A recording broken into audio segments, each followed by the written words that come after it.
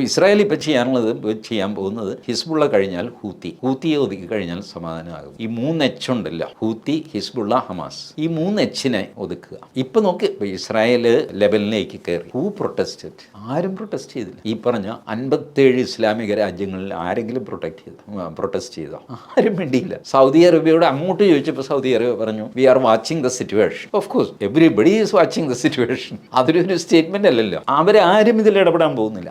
Jordan ഇടപെടാൻ പോകുന്നില്ല. Iran എത്ര വഴികളുണ്ടെന്ന് അറിയാമോ? ലെബനൻ വഴി ഇവരെ അറ്റാക്ക് ചെയ്യാം ഇസ്രായേലിനെ, സിറിയ വഴി അറ്റാക്ക് ചെയ്യാം, ഹൂത്തികളെ കൊണ്ട് അറ്റാക്ക് ചെയ്യിക്കാം, പല വഴികളുണ്ട്. ഇറാഖ് വഴി ചെയ്യിക്കാം. ഇറാഖ് ഒരു ഷിയ ഡൊമിനേറ്റഡ് കൺട്രിയാണ്. പക്ഷേ ഇതൊന്നും പോകാതെ ഡയറക്റ്റ് അങ്ങോട്ട് മിസൈൽ അയക്കുകയാണ് ഇറാൻ ചെയ്തത്. ഇറാന് നന്നായിട്ട് അറിയാം ഈ മിസൈൽ വിൽ ബി ഇന്റർസെപ്റ്റഡ് എന്നറിയാം. അപ്പോൾ പ്രതികാരം ചെയ്തു എന്ന് വരികയും വേണം, ഇങ്ങോട്ട് അവൻ തിരിച്ചടിക്കാനുള്ള സാഹചര്യം ഉണ്ടാവുകയും ചെയ്തത്. ഈ രീതിയിൽ ഒരു ഡെലിക്കേറ്റ് ബാലൻസിൽ ഇപ്പം നിൽക്കുകയാണ്.